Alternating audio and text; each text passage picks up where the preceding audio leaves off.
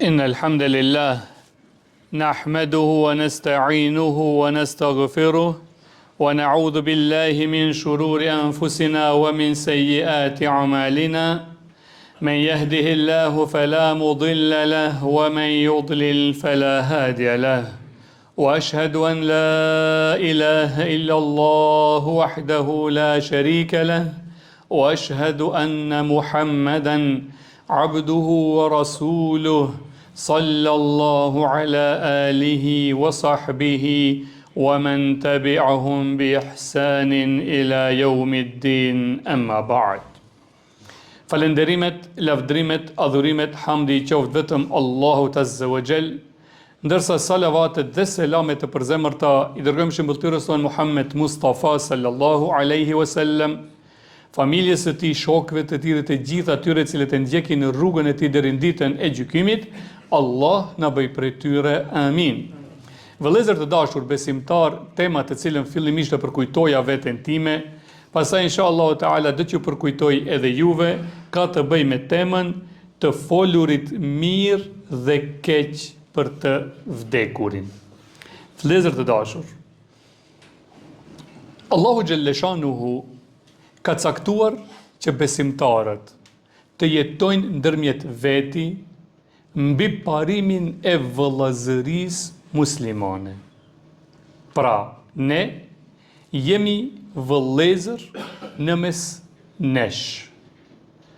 Madje ka kërkuar prej nesh që kjo vëllazëri për të arritur kulmin e saj, ne duhet ta edukojmë veten tonë deri në atë mas që unë ta du për vllaun tim musliman atë që e du për veten time.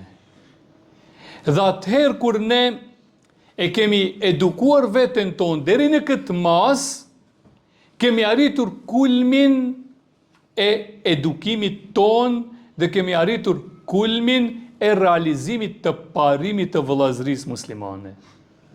Përndryshe, nëse unë dhe ti o vllau im I shtrenjtë, ende nuk e kemi arritur këtë mas të edukimit ton karshi vëllazërisë muslimane, ende se kemi arritur. Ta dim se ne ende madje në bazë të hadithit të pejgamberit sallallahu alajhi wasallam, edhe imanin nuk e kemi arritur ende ta plotësojmë, pa mos e plotësuar edhe këtë çështje të cilën e kërkon Allahu prej nesh. Nga çështjet që kanë të bëjnë me vëllazërinë muslimane, padyshim është edhe mbrojtja dhe ruajtja e nderit të muslimanit. Dhe që ruajmë nderin e muslimanit. Po më e kërkuar, apo nga çështjet e kërkuara për nderin e tij dhe ruajtjen e tij, është të ruajmë gjuhën tonë nga napërkëmbja e nderit të muslimanit. Duke mos e përgojuar vllaun ton, duke mos bërë shpifje për vllaun ton, duke mos e tradhtuar vllaun ton, duke mos e spionuar vllaun ton. Kjo është një nga shumë kërkesat e vëllazërisë muslimane ndërmjet veti. Prekja e nderit të muslimanit me gjuhën tonë,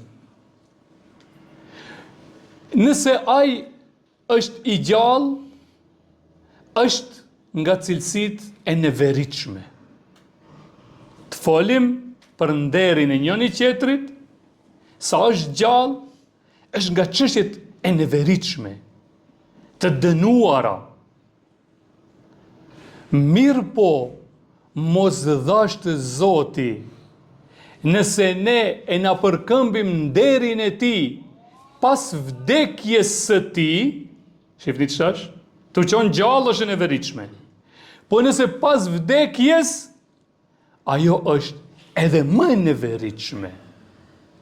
ajo është edhe më e urryer, edhe më e rrezikshme. Pse? Se nëse është gjallë, mundemi të marrim halallëk dhe kryhet, ose ta shpaguajmë. Mirë, po nëse ka vdekur, ajo çështje më vetë se ka mbaruar. Do të duhet ta shpaguajmë atë në botën tjetër me veprat tona të mira. Nga çështjet të cilat janë jashtëzakonisht të neveritshme, është pra edhe një herë në përkëmbja e nderit muslimanit, sidomos kur ai është i vdekur. Pse kjo? Nga arsye tjera se pse është kështu, është edhe ajo se nëse ne, o vëllezër të dashur, çash mësojmë edhe edukimin ton sa i përket gjuhës karshit të vdekurit, çash. Nëse ne flasim keq për të vdekurin, ja përmendim të këqijat të vdekurit, ne e dëmtojmë dhe e vështirësojmë edhe më shumë situatën e të vdekurit. Po nëse ne e marrim këtë mësim dhe ja përmendim punët e mira të vdekurit, kjo ja lehtëson dhe e ndihmon të vdekurin. Fakt për këtë kemi hadithin e pejgamberit a.s. ku thot pejgamberi a.s. Semi'tu Anas ibn Malik radiyallahu anhu yaqul. Thotë kam dëgjuar Anas ibn Malik duke thënë: Merru bi janazatin fa athnu alaiha khaira. Pra ishim duke qëndruar me Muhamedit selam dhe kaloi një xhenaze.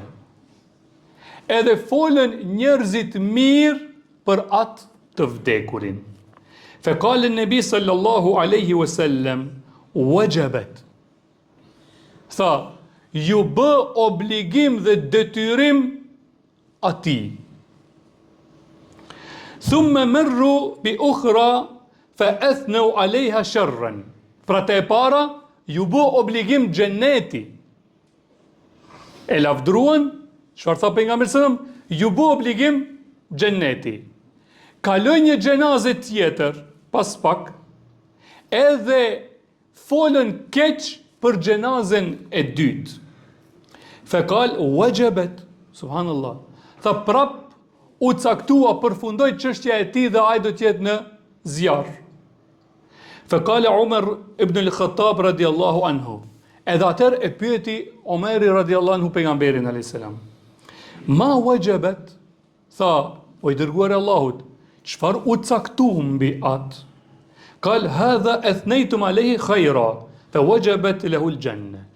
Atë që e lavdruat, Allahu e bëri nga xhenetlit. Wa hadha athnaytum alayhi sharra.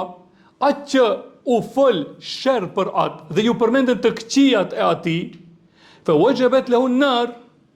Ju bë e caktuar atij çfarë? Zjarri. Entum shuhadaullahi fil ard.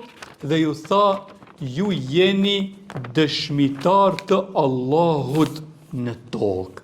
Pra, edhe një herë, hadithi na bën të qartë, shumë të qartë, se nëse ne e lavdërojmë të vdekurin, ja përmendim cilësitë pozitive dhe të mira të atij, ne dëshmojmë për atë, ka bo kështu, dhe automatikisht dëshmia jonë rrit vlerën e tij. Shifni?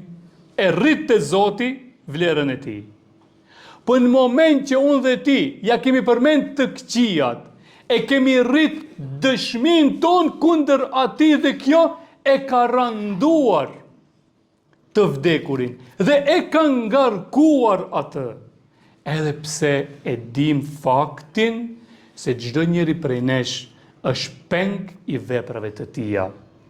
Do të gjikohemi në bazë të veprave tona. Nëse na mëshiron Allahu, e kemi nga mëshira dhe dashuria e tij, po nëse na dënon, e kemi nga drejtësia e tij.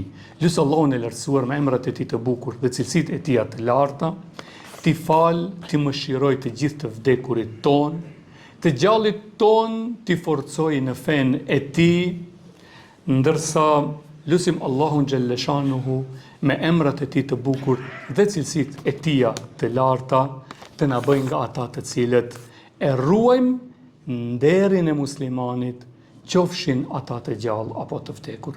Amin. Aqulu qawli hadha astaghfirullaha li wa lakum wa li jami'il muslimin min kulli dhanb fastaghfiruhu wa tubu ilayh innahu huwa at-tawwabur rahim.